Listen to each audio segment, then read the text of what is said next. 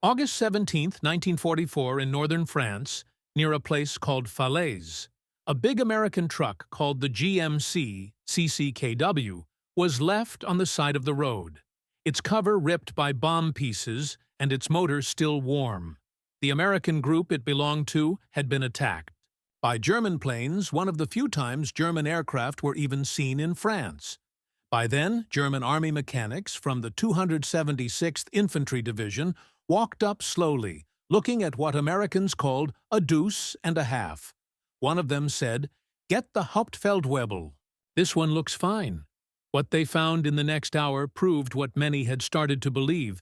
Since Normandy, Germany had already lost the war. Not in battle, but in the factories of Detroit. The truck was huge compared to German ones it could carry.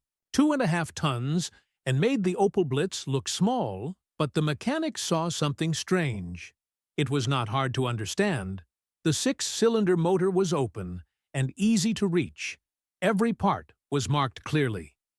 In English, one man opened the toolbox on the side and found normal wrenches, pliers, and a clean book printed on strong paper with clear pictures. "Look at this," the Hauptfeldwebel said.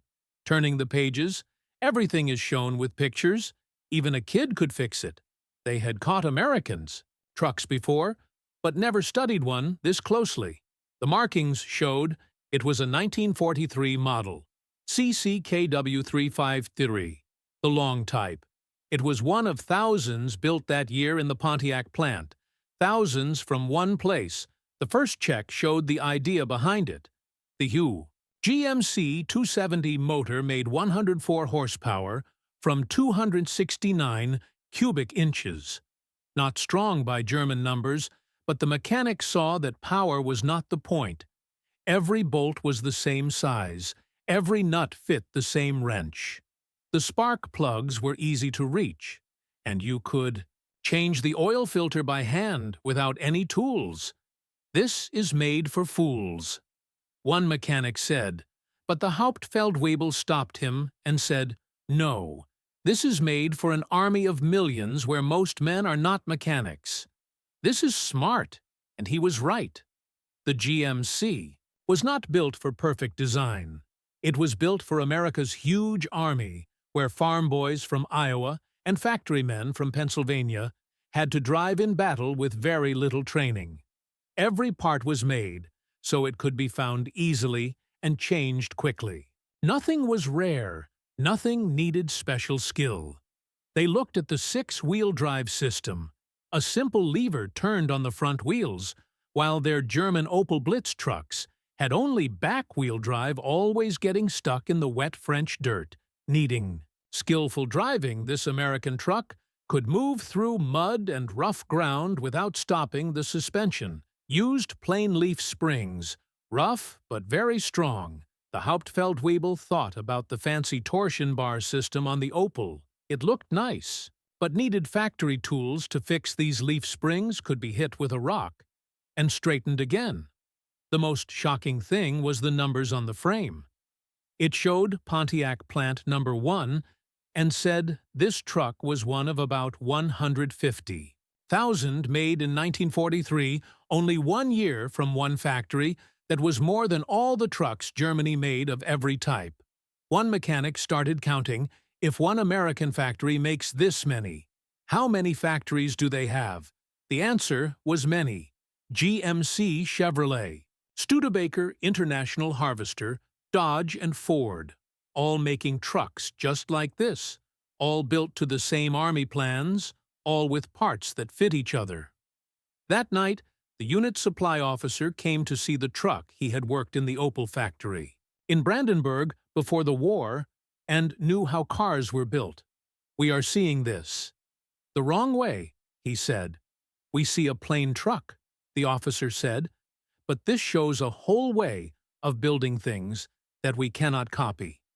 He explained what the GMC told them about, how America made machines. The metal body parts looked rough, but any shop with a press could make thousands of them.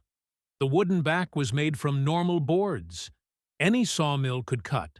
The canvas cover was regular cloth used in stores.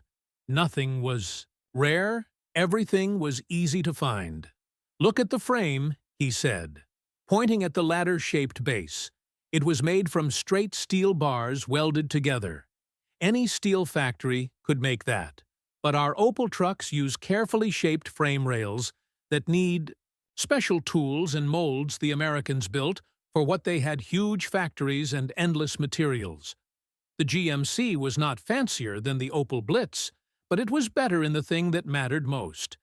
It could be built fast, and in huge numbers. The officer's face grew serious in 1943. We made around 27,000 Opel Blitz trucks. He said the Americans must have made 20 times more of these GMCs. And that is just one model from one company. He was not even close to the real number American. Factories made over 562,000 cckw trucks during the war. Germany built only about 100,000 Opel Blitz trucks in total, and most of them were the weaker two-wheel drive kind without the GMC's power in all six wheels. During the next week, the German unit used the captured GMC for hauling supplies. It changed everything. Where their Opel trucks got stuck in muddy roads, the GMC rolled right through, even when they loaded it with more weight than it was meant to carry. It still worked fine. Its six-wheel drive gave it grip and strength. Their own trucks could never match. A supply sergeant who drove the truck every day gave his opinion, "This truck works in ways ours never do." He said, "It's not stronger or fancier. It's just made to take punishment." They built it knowing soldiers would overload it, forget to take care of it, and drive it hard, like they wanted to break it. That was the big discovery. American engineers made the GMC for the real world of war, not the clean plans on paper. They knew drivers would have little training, repairs would come late, and the roads would be awful. So they built it to survive, simple, tough, and easy to fix. On August 25, 1944, the same day, the Red Ball Express started running. The 276th Infantry Division got orders to pull back east. That day, they saw something that taught them the full truth about American supply power. An American convoy went by on a nearby road. It wasn't a fighting group, just trucks. Carrying supplies, the Germans started counting them, but after 30 minutes they stopped.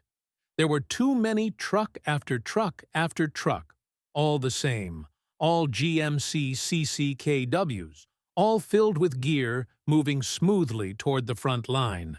"Where are their horses?" a young soldier asked. He had never seen an army without horses. The Hauptfeldwebel realized that in their own army, 4 out of 5 supply trips still used horses. Their division alone needed more than 5,000 of them. They had to feed, water, rest, and care for them. And they could only walk about 30 kilometers a day in good weather, and many froze or died in winter. The Americans used no horses. They had trucks, thousands of trucks, that drove hundreds of kilometers a day. They didn't eat or sleep or freeze. That night, the supply officer did more math. Each American division had around 2,000 trucks, and there were 40 divisions in France. That means 80,000 trucks were helping American soldiers fight. And that number didn't even count all the supply service trucks. We have 3 million horses on all our battle lines and maybe 100,000 trucks. One soldier finally asked the question.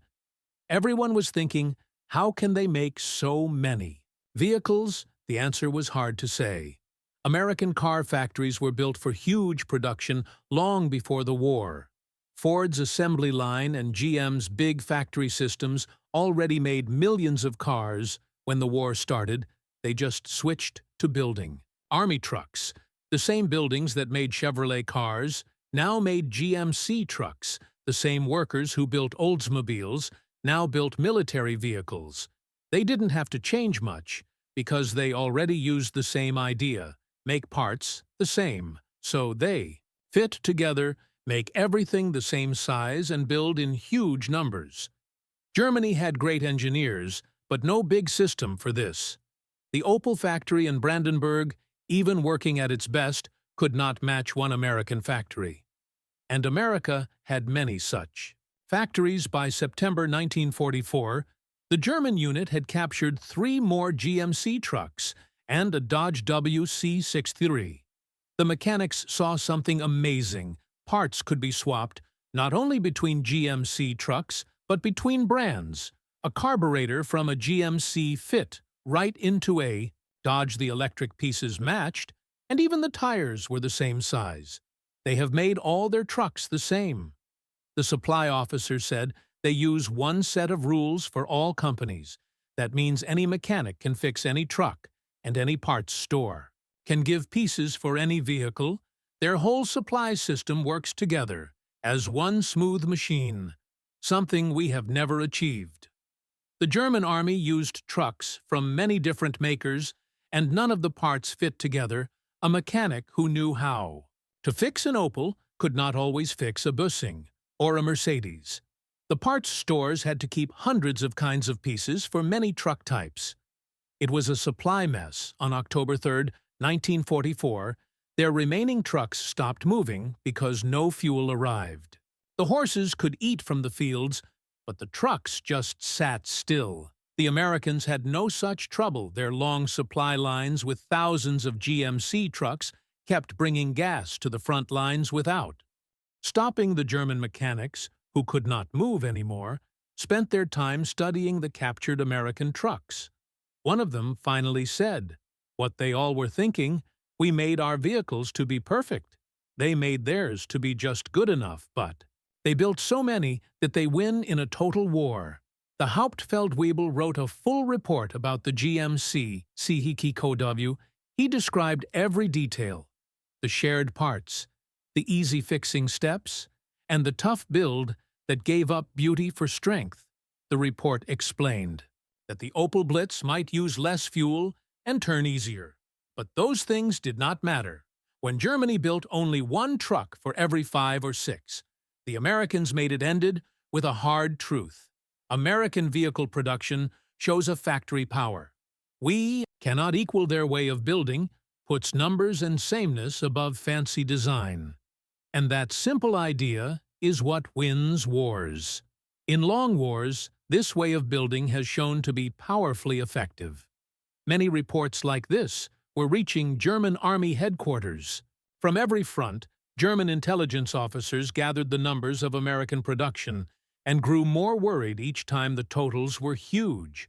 American factories had made about 2.4 million military trucks during the war. Germany, Italy, and Japan together could not even come close. In December 1944 came the Ardennes attack, Hitler's last big try in the West.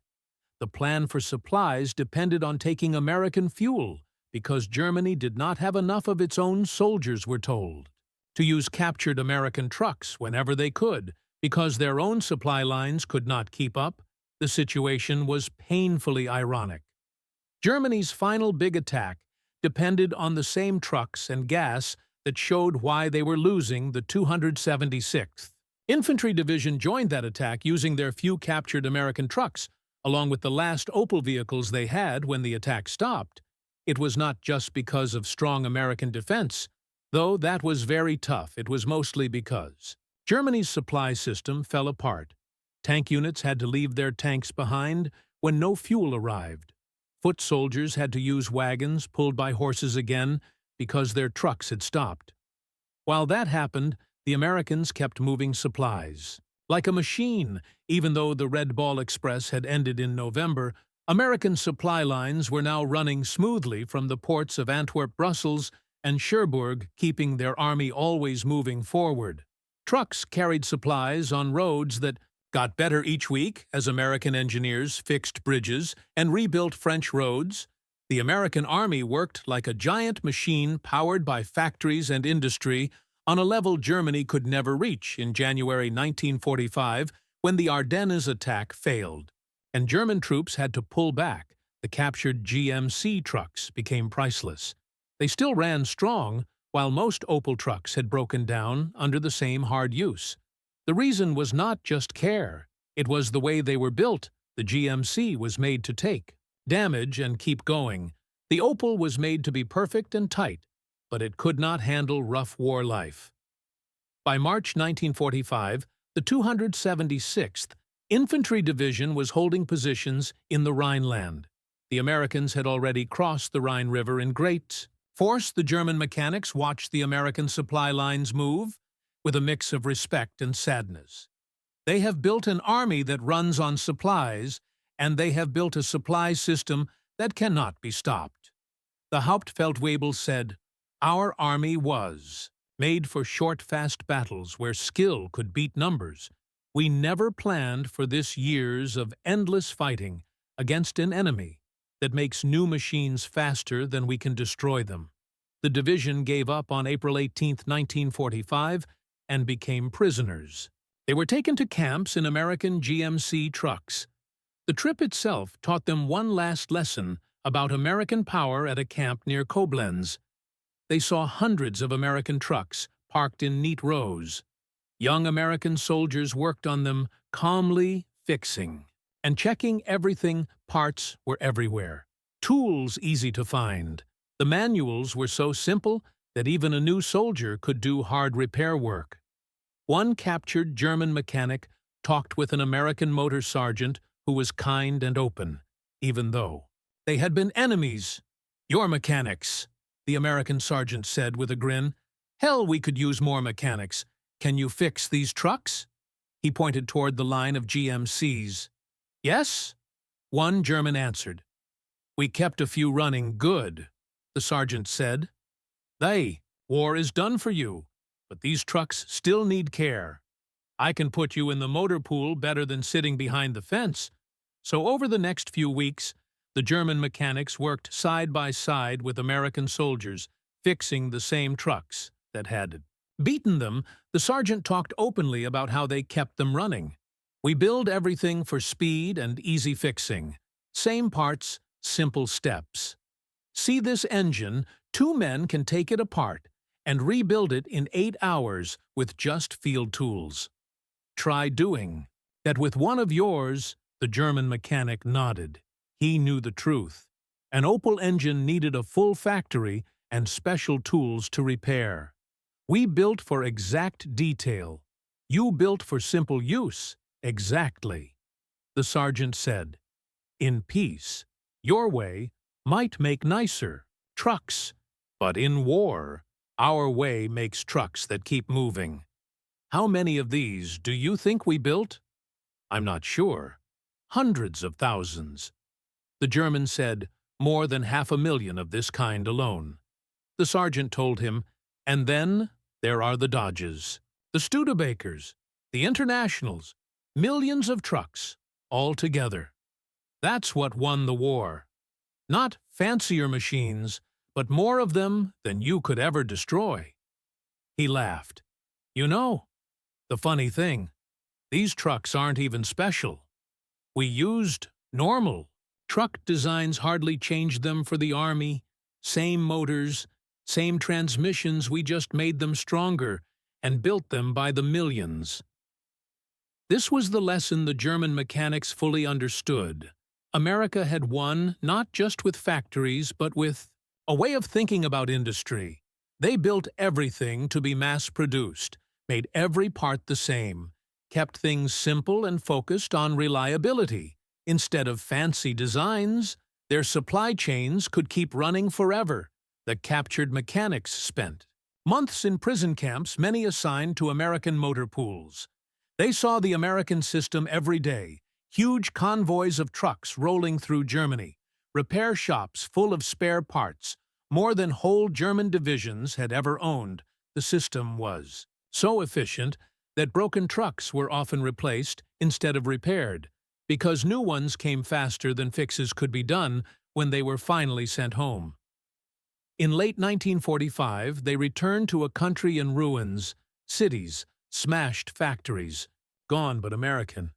Vehicles were everywhere: GMC trucks hauling building materials, jeeps carrying soldiers, machines helping start Germany's recovery. Hauptfeldwebel, now just a civilian, found work at a rebuild depot in Frankfurt.